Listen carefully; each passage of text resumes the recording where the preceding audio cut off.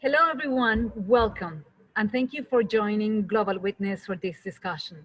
My name is Vanessa Ock. I am a journalist and I work at Telemundo Network, but I'm also an environmentalist. I'm the co-founder of Sasha Mama, a nonprofit organization that works to build climate leadership in the Latino community.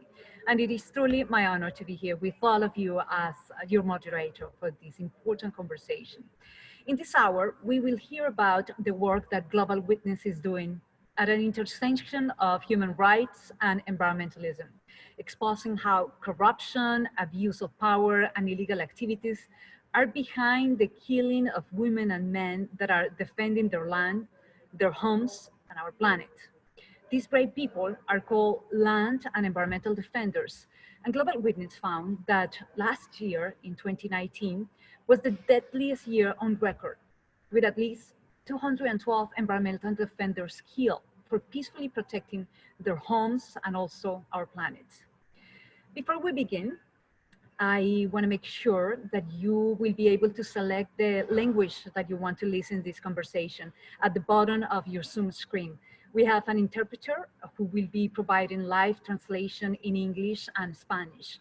So please click on the globe icon at the bottom of your Zoom screen and select either English or Spanish, depending on which language you would like to hear this conversation. And now, while we wait for everyone to join us, please take a moment to watch this powerful video highlighting the amazing job of this organization.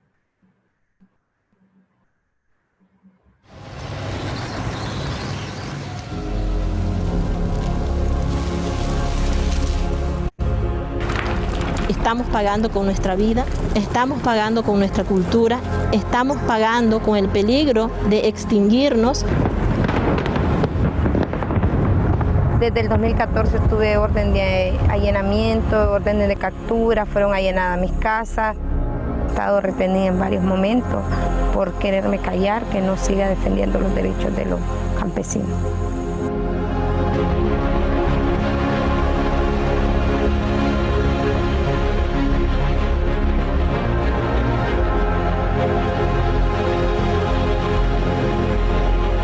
We were being picked up, or women were being dragged and taken out of their houses, showing to all other people that if you resist, this is what will happen.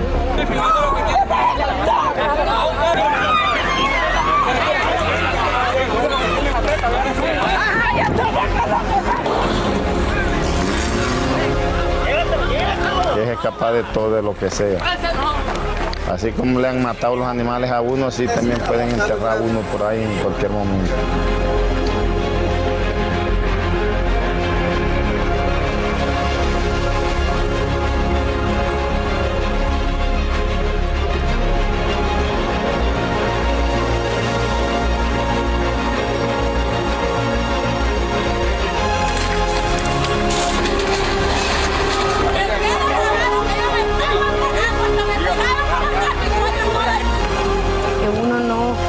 Pidiendo otra cosa más que le respeten sus derechos. Y no me da miedo ni este maltrato de la mina, lo estamos viviendo. We cannot just sit down. That is the reason why we stand up and raise our voice. Que defendemos nuestra vida y defendemos este pedacito de tierra que nos daba de qué comer.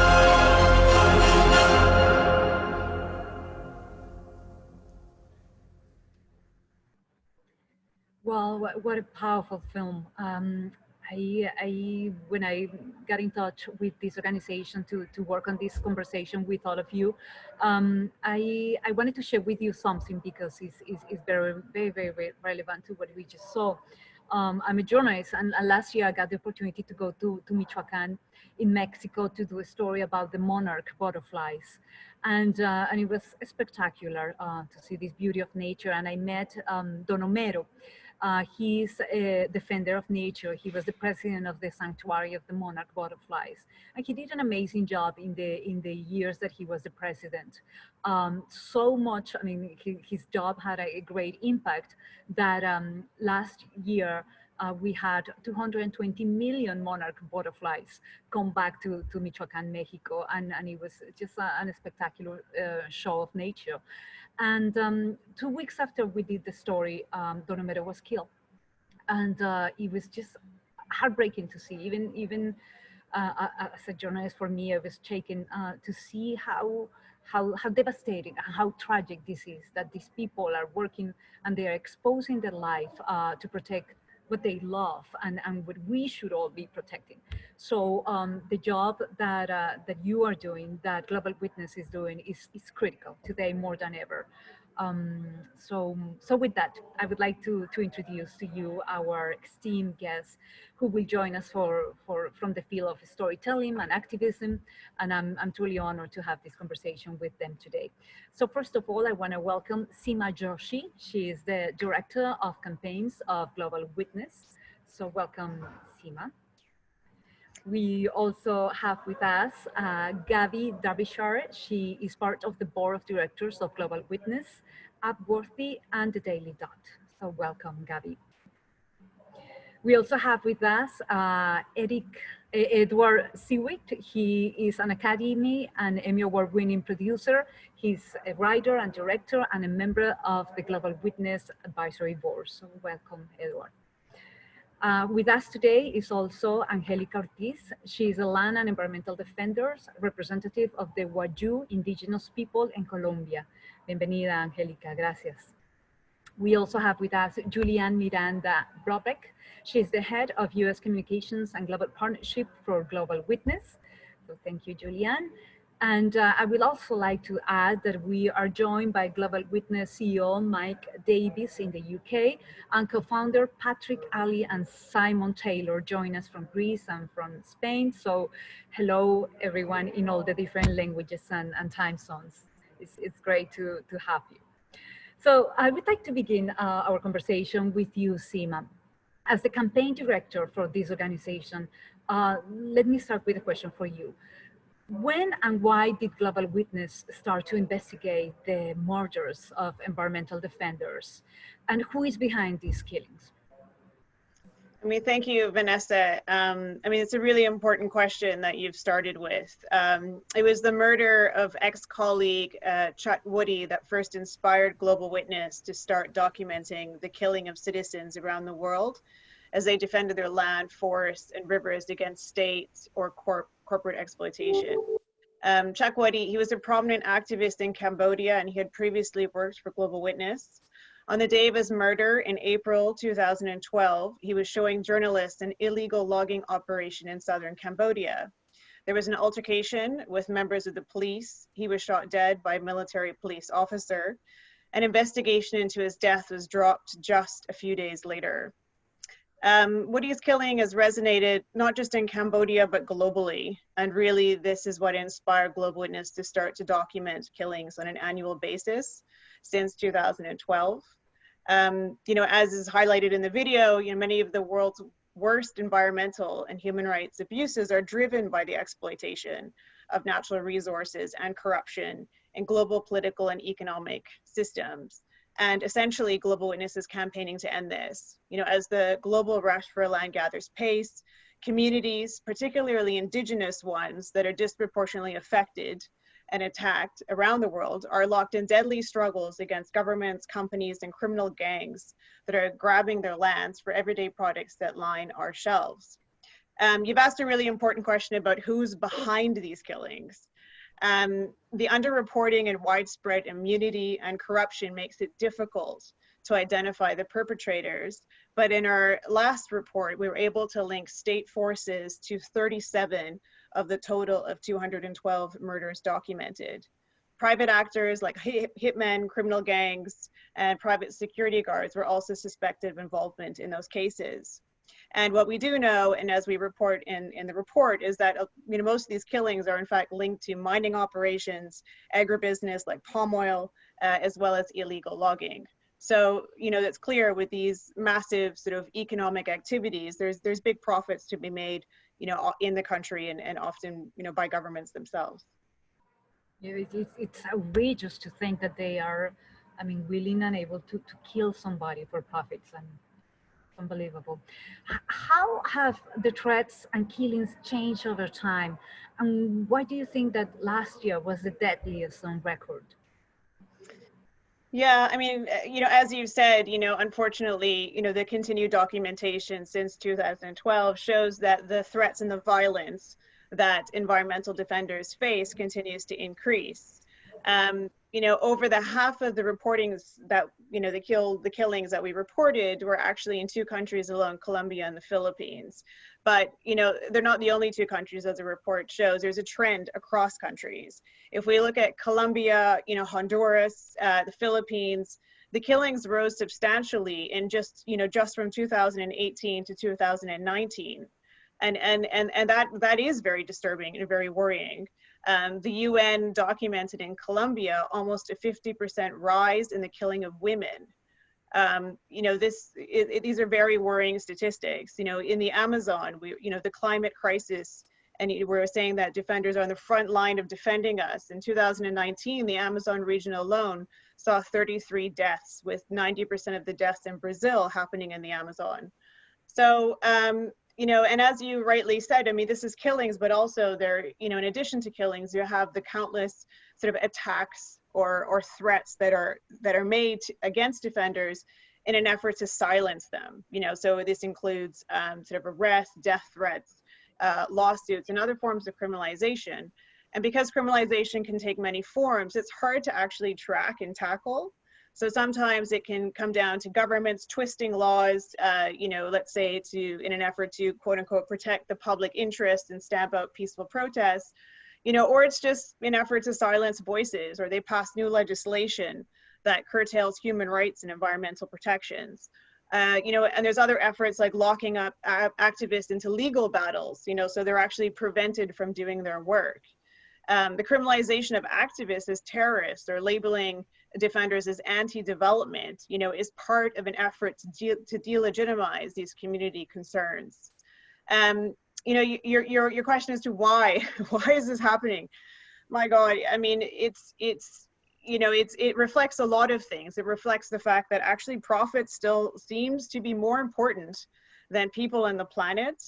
That, we are living in a world where actually there's a shrinking civic space, so which means shrinking freedoms, for individuals, for people to exercise their human rights, such as the human right, the freedom to protest, the freedom to assembly, the right to participate in decision making. We've seen a large increase in consumer demand for cheap products like food, toiletries, mobile phones. To meet this demand, some companies have prioritized turning over a quick profit over human lives. And the truth is, as consumers, I don't think we ever really consider, the violence that may be attached to these household goods that we have, or food on our plates, minerals in our phones, or furniture in our homes. Yeah, that's why it's so important to educate ourselves and get informed and do our research to make sure that we live as sustainable as possible and that we are not part of what is happening there. I understand that you're still waiting for justice in many of these cases, such as the Berta Cáceres case in Honduras. We precisely have a defender here with us today. She's Angélica Ortiz. She's fighting today from Colombia, and you're about to hear her story. But in your experience, what is it going to take to stop the killings?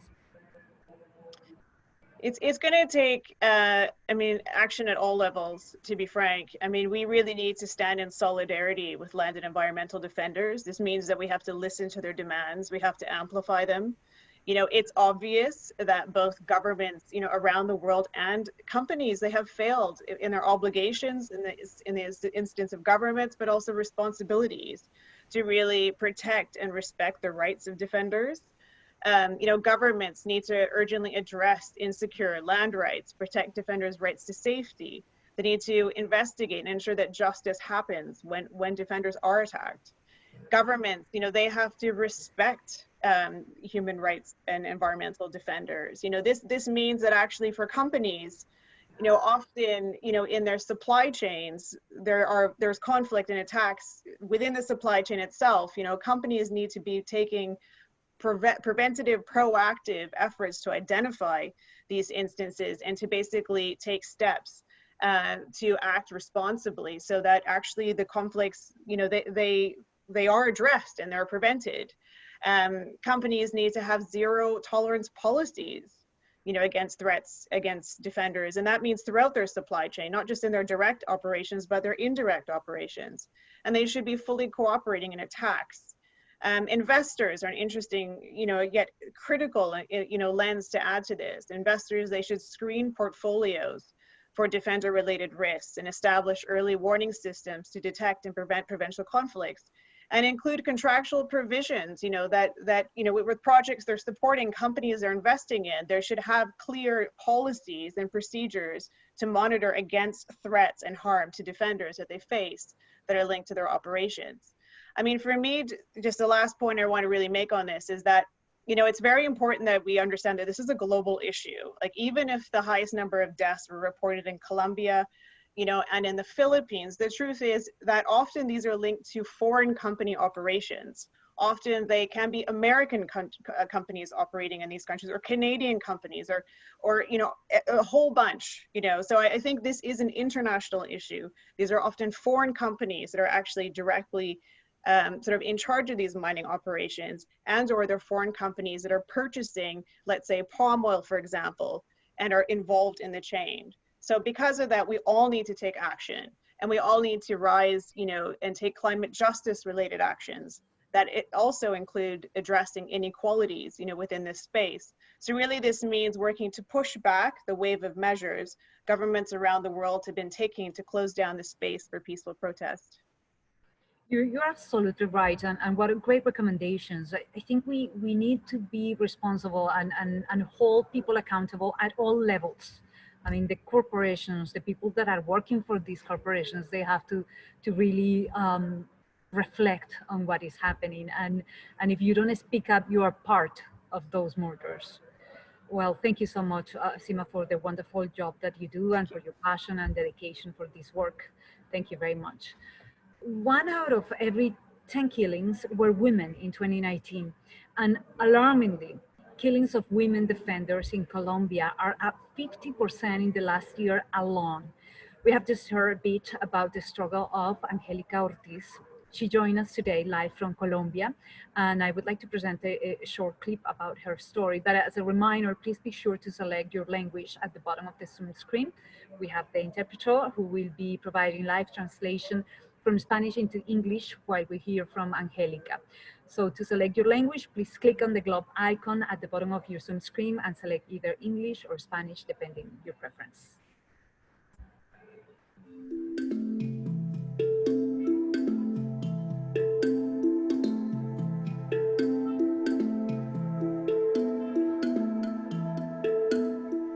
Vemos entonces cómo a diario pues las amenazas, los panfletos, la intimidación a líderes, a defensores, atentados.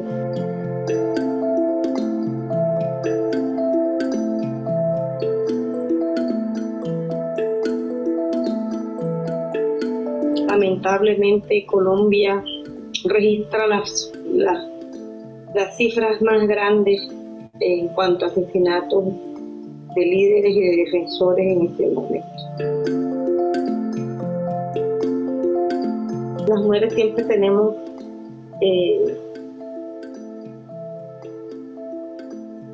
riesgos adicionales a los hombres, imagínate, con amenazas de grupos armados que ahora están con otra dinámica. Entonces esto es bastante complejo, lo sensible que es una amenaza a una mujer, porque no solamente me impacta a mí, sino que impacta a mis hijos, impacta a mi mamá. Y te digo que todos estos años de esfuerzo que hemos tenido, de amenazas, todo, de estigmatización y señalamiento, a veces hasta de las mismas comunidades, porque han dividido a las comunidades para lograr su fin, y decimos, vale la pena. Vale la pena cuando vemos líderes nuevos en el territorio, defendiendo a los jóvenes, defendiendo su territorio. Seguimos diciendo, vale la pena.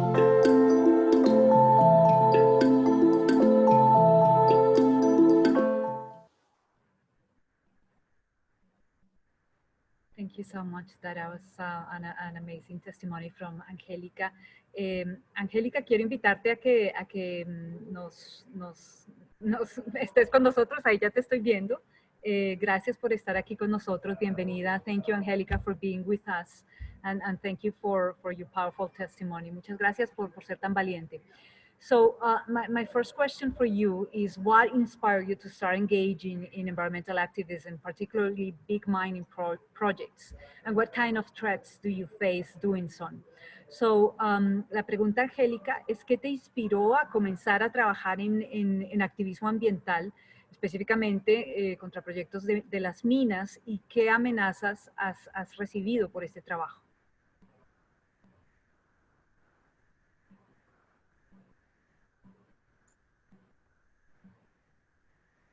¿Me escuchas, Angélica?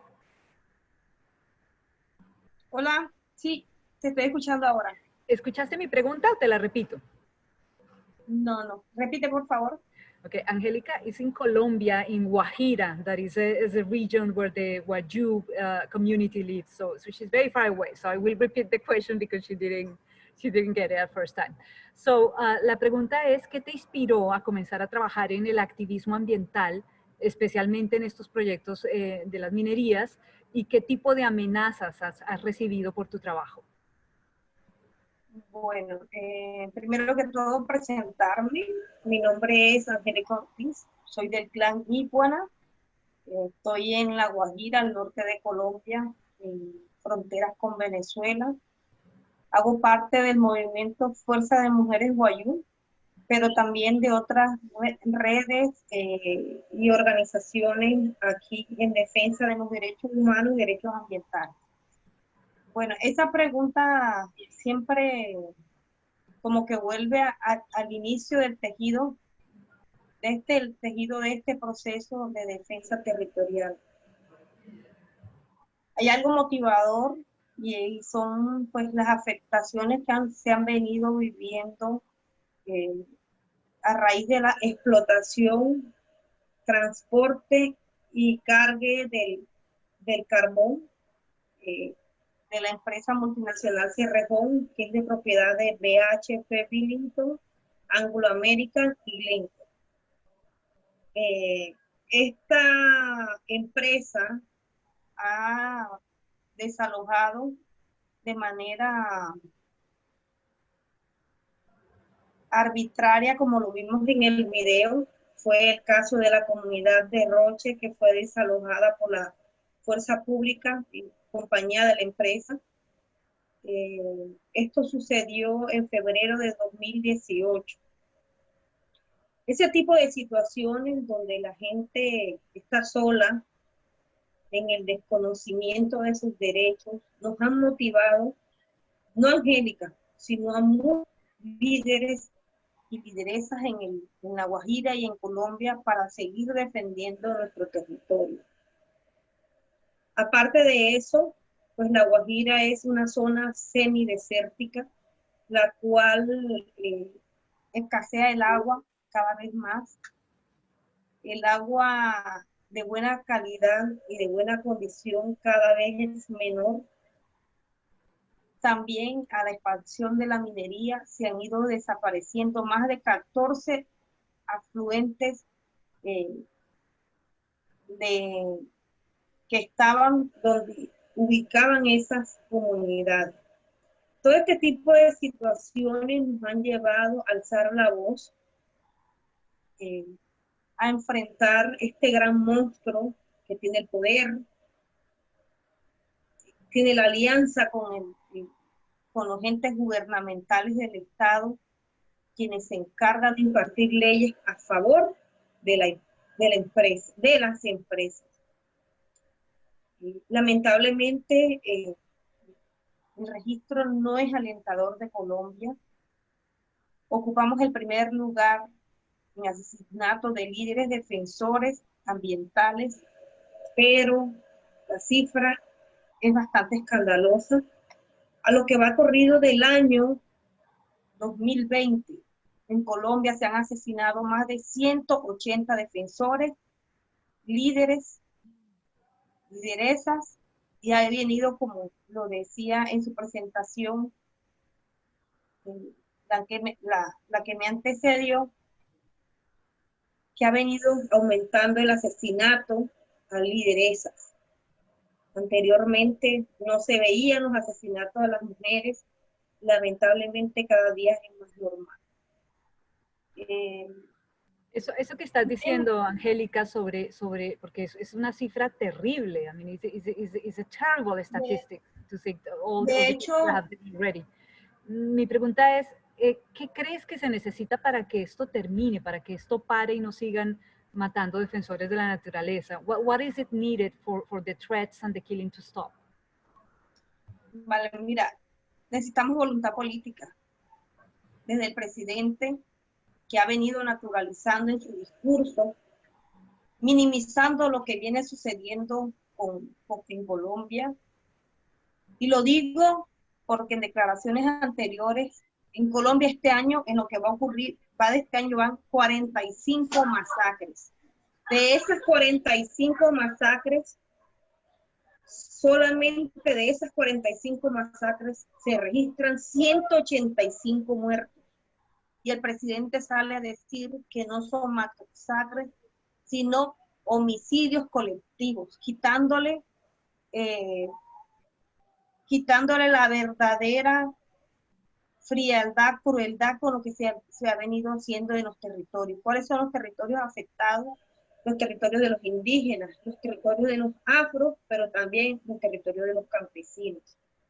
No hay una voluntad política y ahora se mete el COVID. No hay instituciones a dónde llegar, no hay instituciones a quién acudir.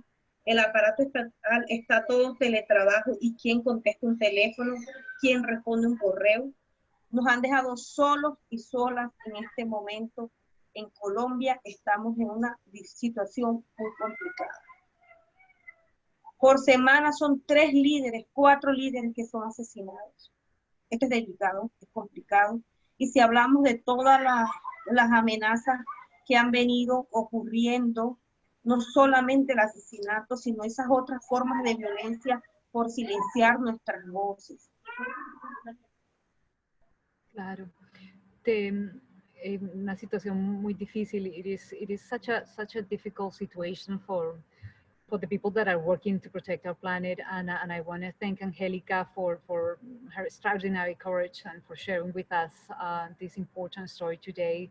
Muchas gracias, Angélica, por tu valentía y por el trabajo que realizas y el coraje que tienes y la fuerza de toda tu comunidad que está trabajando allá en La Guajira. Muchísimas gracias. Thank you so much. Okay, so my next question is for Gaby. Gaby, thank you for your service as part of the board of Global Witness. Can you share with us the importance of telling these kinds of stories to create change and how alternative media sources like Upworthy can help to elevate the cause of the defenders? Thank you, Angélica, for everything that you do. It's inspiring. Yes, Vanessa, I was struck by a notion last week. I was reading a book called The Overstory. It's a Pulitzer Prize winning novel by Richard Powers. And at one point in the book, a character says, I quote, "The best arguments in the world won't change a person's mind. The only thing that can do that is a good story." And I've been thinking about how his book was really an academic treatise about how important trees are to the survival of the planet. Oh, look, no pun intended, treatise, okay. And he was acknowledging actually in that he knew that probably he wouldn't be able to get the average person to read an academic book about trees. So instead, he wrapped up the science in a damn good story about people and what they care about and what they fight for and what they're willing to put their life on the line for. And that story is the one that has a good chance of helping spread the message further than it might otherwise have reached and winning Pulitzers and getting into the hands of everyday people. And I was thinking when I was finishing reading it, knowing that this session was coming up, how appropriate that idea felt to this particular conversation. And in essence, Global Witness basically needs as much help as it can to get all the facts out that it uncovers, to spread them far and wide, and to help people understand deeply the issues which are at stake. And some of those we've heard about just now from Angélica. I do actually agree with her. I think public shame and pressure can be a great motivator, and putting pressure on political parties and groupings to be aware of the fact that they lie and they shouldn't lie, and we will find out and we will spread that message wide, that's really important. So that's sort of the thing I've been thinking about a lot recently, about how important storytelling is. And I think we know politically all over the world that that's true. People don't tend to believe the facts. They only tend to believe the stories they want to hear. Upworthy in particular is an interesting partner for Global Witness. So we're working with them on messaging and narrative and testing around particularly the fossil fuel industry and its particular role in the climate crisis. And in the US, certainly the political power of the fuel industry is immense. And this has led to climate inaction, a rolling back of key environmental regulations, misinformation campaigns, on the drivers, or even on the existence of the climate crisis. And what we're doing with Upworthy is to test messages and phrases and narratives and to frame the extent of the problem and to try and inspire people to act. And that really means pushing for climate action, both from companies and from governments. The tests will go out on their platforms and they have a particularly young and politically engaged audience. So we sort of feel like it's a way to bring more attention to some of these really important issues. Ultimately, our goal is extremely simple. I think if we can illustrate the severity of the problem and tell people about the work of people like Angelica and stuff like that, we should be able to inspire more people to demand action of the people who make decisions. You're absolutely right. And I love the fact that you brought up that point about storytelling, because it's just such a powerful tool. I mean, I think we react to stories in a very positive way because it's in our DNA and it's ancestral. I mean, our ancestors used to sit down around the fire to tell stories, to explain how the universe works. So yes, I believe, as you say, Gabby, this is a very powerful tool and we should all replicate these type of stories. Thank you so much, Gabby, for your dedication and insight into this using of alternative media to really create impact. Thank you so much. Our next speaker is Mr. Edward Seawick. Inspired by the Global Witness investigation uncovering how natural resources can fuel conflicts and killings, he created the blockbuster movie based on blood diamonds in Sierra Leone. In fact, Global Witness work actually coined the term blood diamonds and brought to the public attention this huge issue that is happening there. So please enjoy the trailer of Ed that is very, very powerful. This film was in 2006, but it's so relevant today. And if you haven't seen it, I definitely invite you to see it.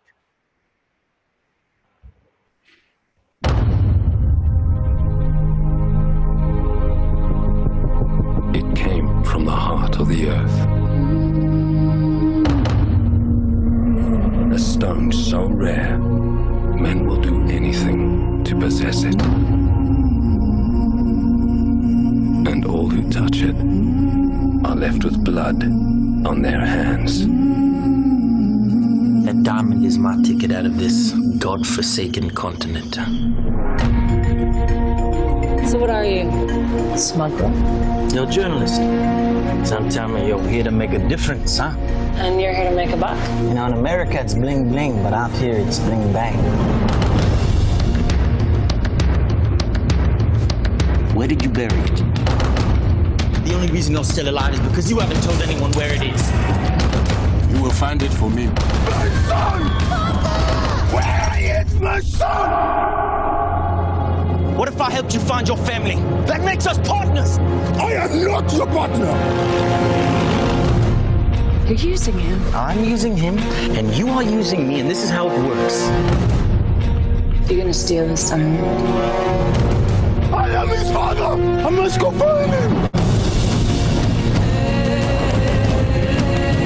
You gonna show us where it's hidden? That diamond's the only chance he has of getting his son back. What if I wanted to go with you? I don't give a damn who's down there. Kill them all. Give it to me. Tell him where it is! Tell him! My family, my home, I don't lost everything.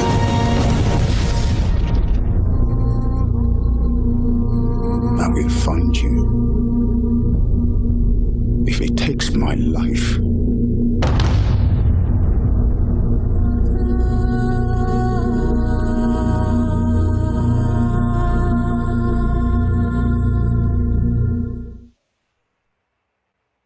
Well, it's such a powerful film, and I want to thank you, Edward. Welcome, Ed. Thank you for doing this. This is truly amazing that you can use your craft to really make a difference and have an impact. And I think this is what it's all about. From every side, we can do something. If you're a journalist, you can do stories. If you're a director, you can do these amazing, powerful blockbusters. And I really thank you for doing this. Thank you, Edward. Okay, so so the first question for you, Ed, is how did you first encounter the work of Global Witness, and how did you begin your work with the organization? Well, I long before I became a filmmaker, I had worked as a journalist, and so my approach generally begins with research. And as I began to do my research, I found I kept encountering this name Global Witness, and I did not know what it was. But the more that I began to explore, and as soon as I began to meet people from Global Witness, it was clear that they were very much at the center, if not seminal to the issue. In fact, it was they who coined the phrase Blood Diamond.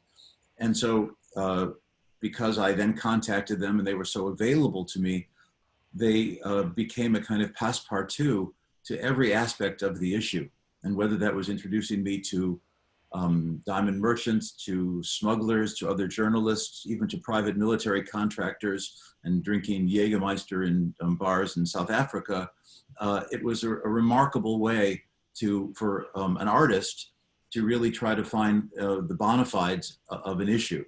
And not only the bona fides, but the human factor of it. And as Gabby's talking about, there's in my experience, no better way to really penetrate to the heart of something than through the personal. And so it was personal for me, and that became the conduit to an audience. Yeah, well, that was pretty amazing. And how was the process of making a film based on such a powerful story? Well, I mean, I think you have to be very honest about the process, because Hollywood tends to favor first world stories, and I think without the cooperation of Leonardo DiCaprio, it's not entirely clear he would have been able to do it. But what's interesting is that you find among artists, particularly among actors, there are those who are engaged, and you can invite to join you in that process. So there are others who could be enlisted to become part of narratives. And I'm not vain enough to believe that a single film can change something. But what was remarkable to me is how it became kind of an accelerant, an amplifier to an issue that was already there. And particularly in something as pop cultural as diamonds are, when Gabby's talking about naming and shaming, De Beers, in fact, because they so overreacted and began to give millions of dollars into a kind of an anti-movie campaign, they only helped us to popularize the issue. And so that conflict diamonds and the notion of what a real conflict diamond could be, I think has taken root in the culture now. And I'd like to think that could be applied to other issues. It was through Global Witness that I also met Anjali Nair, who was making a documentary about Silas Secor, about Liberia, and Ellen Sirleaf Johnson in palm oil. So that was my first experience into documentary. But as an artist, that was again through Global Witness that I found my way to the issue. And that is so amazing, because I mean, imagine how impactful you can be with the work that you do. I mean, definitely, I think Blood Diamonds brought to the table of the conversation that issue, and not many people knew about it. I mean, unless you did the research or were working with something that had to do with the diamonds, but really it just brought it to everybody. So it had such an amazing impact. How can others take inspiration for the work of Global Witness to effect change through pop culture? Well, I think that again, a single film doesn't do anything necessarily, but I think it becomes part of a rising chorus. I think you add your voice and things aggregate. And how does a paradigm shift take place? And when does it take place? It's like a sea change. One day the sea is gray and it becomes green, but when did it change? I think when enough people and enough means, whether that's alternative media or popular culture or documentary, whatever it is, I think it can indeed reach a tipping point. And I think it's about anybody doing what they can do with the means they have. You are absolutely right. I think every single action matters, and we have to really come together and start moving forward to create a sustainable planet, one that is fair for everyone. Specifically talking about the story that you did, what was the reaction of the audience in this past couple of years? I mean, I think it's all anecdotal, you know, to me. I mean, I saw, you know, the reaction publicly of people and people going to the movie, but I just think that I've now heard so many times about, you know, women coming to understand that there is such a thing as a resource curse, that those little things, whether it's the small things that we were talking about earlier, or a diamond, can indeed, it has implications. And when a lot of women have now gone to get married, they've asked the question that they would not have asked before. They've attached a consequence to either resource or whether it's a cell phone with coltan or cassiterite or whatever it is, that in fact it has implications. And that is so amazing. I mean, how powerful. And if you think about it, that is absolutely right. We have to be informed about everything that we have around, because if we don't say anything and continue going with the system, we are just contributors of that, of what is happening in our planet, with everything that we have to change. Well, I thank you so much, Edward, for the work that you do and for your leadership of creating consciousness in this and many other issues. And thank you for your creativity and for putting all these efforts to create a masterpiece like that. Thank you very much. Okay, so thank you, Ed, and thank you all for your remarkable work. This is just an amazing example on how to tell true stories of courage can take, to tell these stories of courage can really make a difference and have an amazing impact. So now I would like to introduce Julie Ann Miranda Brobeck. She is the head of the U.S. Communication of Global Partnership for Global Witness. Julie Ann, thank you so much for all the work that you do. For this audience today, how can they elevate the work that Global Witness is doing around the world? And what is the call to action? Great, thank you so much, Vanessa. First of all, I'd like to thank the Artemis for bringing us together and helping us host this event. Initially, we were planning to meet in person in LA, but then obviously COVID happened, which has been quite an obstacle and just very disheartening across the board. But it's given us the opportunity for us to all join in virtually and connect from all areas of the globe, and to have Angelica here as well with us, which is so important to hear her story. I'd like to thank our brilliant panelists for sharing your insightful stories and your expertise with us. And we are so honored to have Angelica here with us, who, as you all have heard, fights day and night to protect her community and her home, and is suffering great threats on a daily basis. I would also like to extend a heartfelt thanks to Vanessa for your fantastic moderation and for your continued and inspiring engagement on some of the biggest environmental threats that we face today, also with the organization you founded, Sasha Mama. So thank you so much for that. And thank you to our audience. We are joined by a fantastic audience, a fantastic roster of storytellers, producers, friends from the media, philanthropists, and those who are also very active in the fight to reverse the climate crisis, reverse the effects of the climate crisis, and to protect our planet. And we're very much looking forward to working together with you and finding ways to engage. Just this week, we received the news that the son of an environmental defender in Peru was murdered.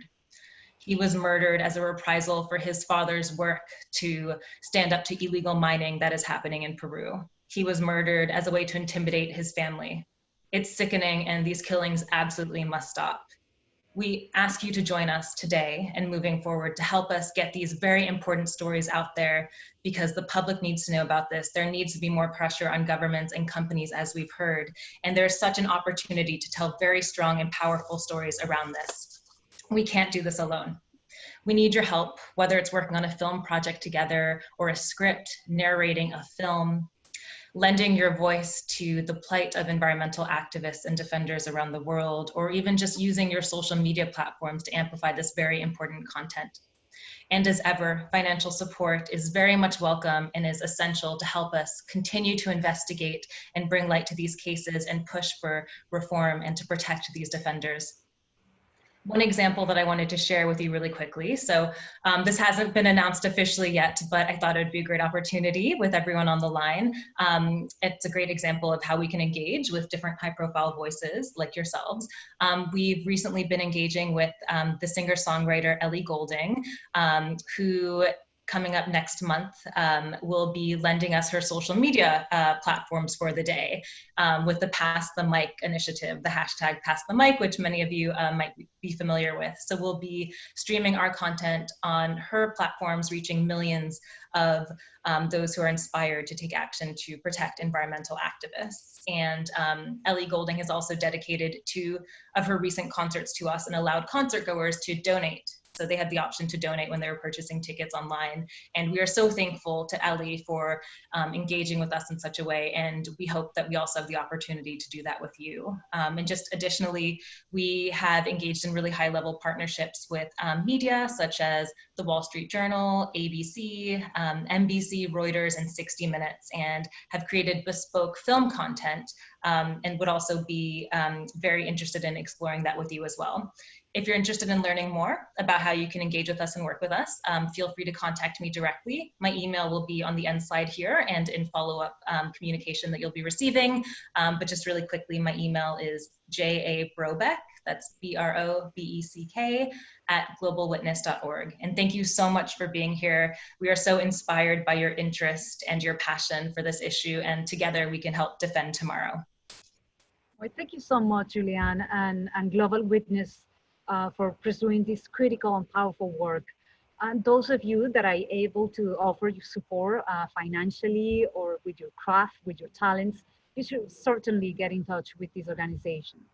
It's truly amazing, and we really need all the help we can get to offer to these land defenders, because it is proven actually that in the communities that we have indigenous people that are right there, those communities are more protected, and the trees are cut less, and these communities are healthier. So they are at the first line of defense. Okay, so with that, I want to invite you to ask the questions. Our panelists are right there waiting for your questions, and I have a couple. So I will start reading, but please feel free to send it to us. So the first one is for Angélica. Angélica, ¿estás allí? Okay, ahí está.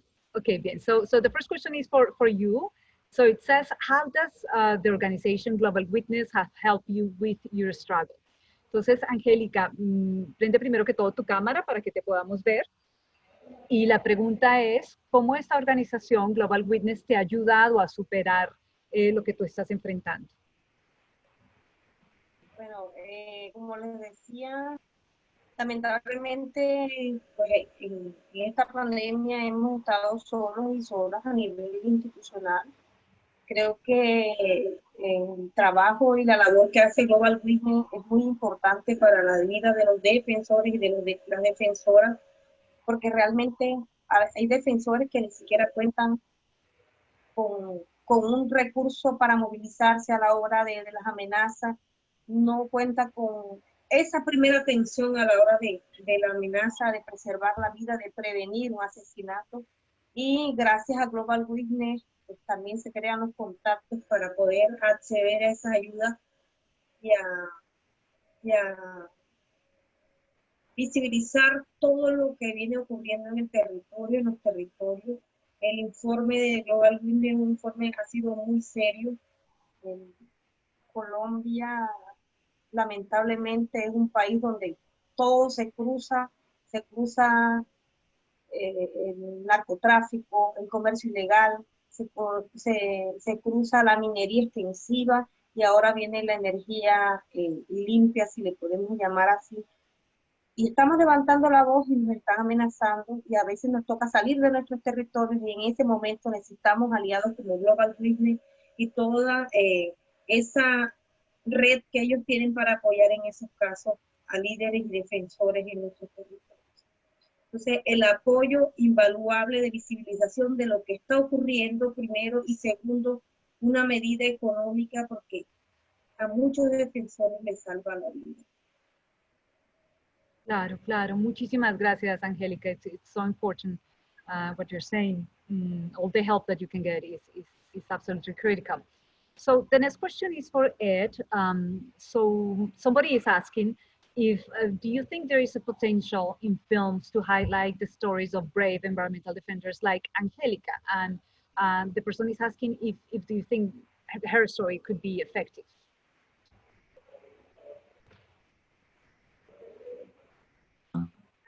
Yes. I do. And it is something that I've given a great deal of thought to, and even as we speak, I am. But there are a number of very realistic issues that one has to understand. And that is to say that it cannot be a white savior narrative. And these are people like Angelica and Berta Carqueras who have risked their lives. And therefore you're put into a very interesting conundrum, which is to say you're looking for financing from a Hollywood studio or something of that sort, or looking to try to cast white faces, when indeed those who are involved in the struggle are primarily not white, although people like Global Witness and others are there to witness and to help. And so, you know, you're caught between a certain reality, which is to say it costs millions of dollars to make a film if you want the film to have global distribution or a real effect. And also you have to be, I believe, one has to be authentic and honest about what is happening there and not trumped up and contrived in some horrible way that you bowdlerize the issue. That being said, I think there are ways, and obviously there are Spanish-speaking actors who are, that's one way to imagine it. But it's threading a needle. It's hard enough to get any movie made, so you're held to a higher standard. It has to fulfill their needs of an entertainment or something exciting or at least, you know, deeply emotional that can reach a large audience, because that's the game that they're in. They're in the game of profits. Totally, I absolutely get you. And when you think about journalism, my job, we have to be very creative. We have to use our creativity to the max to really be able to tell the stories of climate change in a way that are catching, that are visually entertaining, that is simple to understand, that people can relate, that it resonates with them. So it's a great effort. And I thank you, Ed, for it. Okay, so the next question is for Julie, Anne, or for Sema. So somebody is asking if, in addition to climate defenders, are there other issues that Global Witness investigates? Do you want to kick us off, Sema, or I can start and then you chime in? Great, so I'll just quickly kick us off. So yeah, Global Witness, we've been around for 25 years, and our founders, some of who are actually joining us, as Vanessa mentioned earlier, who are currently in Greece and Spain, they started off back in the early 90s in Cambodia, looking at the very brutal and bloody Khmer Rouge regime, and found out that the regime, at that point a guerrilla force, was able to fuel their operations through illegal logging. And they were at the Thai-Cambodia border counting by hand logs that were going through, and made the case that illegal logging was going on, and that contributed to shutting down the border and effectively shutting down a key lifeline, a financial lifeline for the Khmer Rouge, which helped to lead to their demise. And so that story really encapsulates what Global Witness is all about. We've always been about the intersection of natural resources, how they can be exploited, and then fuel conflict and human rights abuses, and continue to prop up corrupt regimes. So our campaigns, and Sema can go more into detail about this, our campaigns span from looking at oil and gas corruption, looking at how big oil majors are either aware of or involved in certain corrupt schemes abroad, how they are signing deals that exploit people in need massively, people who are living in impoverished countries. We're also looking at the role of anonymously owned companies, and how corrupt people and criminals and kleptocrats can use these companies to stash their money, to launder money. And in the US, we're a pretty terrible example for anonymous companies here, because it's really easy to incorporate a company all across the US without much transparency. And criminals have been doing this and using their funds to buy lavish homes and to fund their operations. So those are just some of our campaigns that we've worked on. We also worked on the climate crisis, and I'll let Seema take it from there. Yeah, thanks, Julianne. I mean, actually, we're also, I mean, building on what Julianne said, we're actually at a really exciting moment in Global Witness's sort of strategic development, because moving forward, really, Global Witness is really framing most of its campaign work around the parameters of abusive actors addressing the climate emergency and the closing of civic space. So while the Defenders campaign is a very important part of that, you know, there's additional work that essentially seeks to essentially address these dynamics and also tries to get justice and accountability in this area. So, for example, other investigations that are being done also relate to addressing sort of deforestation in tropical areas, tropical forests. So obviously the investigations in these cases will focus where there are tropical forests. So, you know, for example, looking at the Amazon, but also looking at other areas, Papua New Guinea. You know, and really that campaign really looks at also targeting sort of investors to really get investors to prioritize, you know, efforts to stop deforestation, as we know that forests are critically important as carbon sinks. So that's another campaign. And a few others really quickly. You know, we do a lot of fact-based investigations looking at the fossil fuel industries, really the message that we want our investigations to basically really make the point is that as the climate emergency thickens, it really is about keeping it in the ground. So really specifically looking at gas, the expansion of gas infrastructure, stopping that, sort of gas being detrimental, you know, to the climate agenda. There's a lot of work that is unfolding there, you know, in the US as well. So there's a US link specifically to that work. Just really briefly, we're also looking at digital threats to democracy. So therefore looking at sort of this role like tech and essentially sort of how there is sort of bias built into sort of systems of tech, and also looking at sort of encryption and, you know, some of the funding behind political advertising. So there's some really interesting dimensions there. Yeah, and of course, in corporate accountability really cuts across all of the work that we do. So looking at, you know, really sort of holding companies to account, to be frank, you know, whether it's in relation to the environment or human rights abuses and or corruption and other illegal activities. Well, that's a very broad spectrum. You're basically working on every issue. Thank you. Thank you so much. If I may just add something really quickly. So yeah, as you can tell, we are quite busy. Abuse of power is all over the world, and exploitation of resources. And as Seema was mentioning, the closing of civil society space is especially important. And, you know, here in the US with what we're seeing with voter suppression ahead of the election and these targeted ads with misinformation, it's also something that we're starting to look into as well to add to our campaign portfolio. But I just wanted to answer the part of the question that was about bringing these obscure cases to light. And just to say, you know, at any given point in time, we are pursuing 20 or so investigations across the board. And often they are into very complex corruption related topics, or for example, with digital threats, looking at algorithms, which are, I think Facebook doesn't even understand their own algorithms.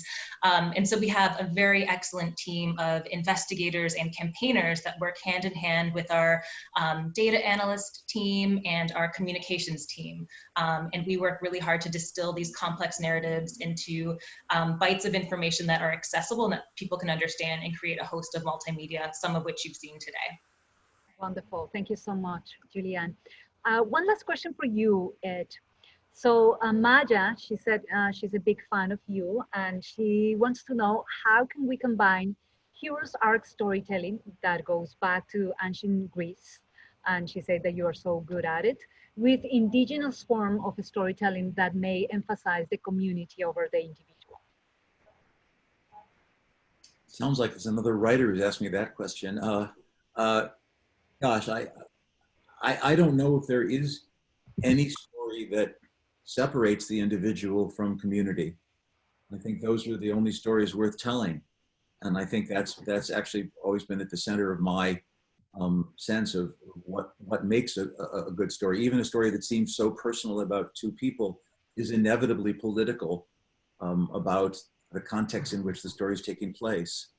So I'm not sure I have any real answer to that, except to say that is why I do what I do, and I think why all of us are here. And I don't think there's any differentiation between me trying to tell a story that's narrative or someone trying to have a campaign that exposes something to the public about how the world works and what is their relationship between them and the world. I think they're all of one. Yes, you're right. Well, I want to thank you so much, Ed, for your leadership and for the work that you do. Thank you so much, Gaby. Thank you, Sima. Thank you, Julianne. Muchas gracias, Angélica. Muchas gracias por tu valentía y tu trabajo. Thank you so much. And thank you, Global Witness. We have no more time, and it's been just amazing to be here with all of you. This is a wonderful organization, and I'm truly moved by the work that you do. I look at the list of defenders that lose their life every year, and it's just heartbreaking. And it also fills me with the energy that I need to continue doing my job. And I hope that all these stories, like the story of Angélica specifically, have give you that inspiration to be part of the solution, to really join this movement and do whatever you can from the position that you are, because we can all do something to contribute. So with that, thank you so much, Global Witness. I want to invite you to work in partnership with this great organization. You can go to www.globalwitness.org or .org/defenders if you want to know more about the defenders, and join in.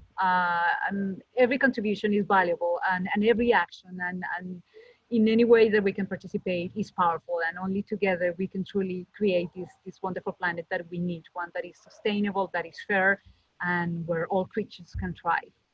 So with that said, have a wonderful night. It was lovely to be here with all of you.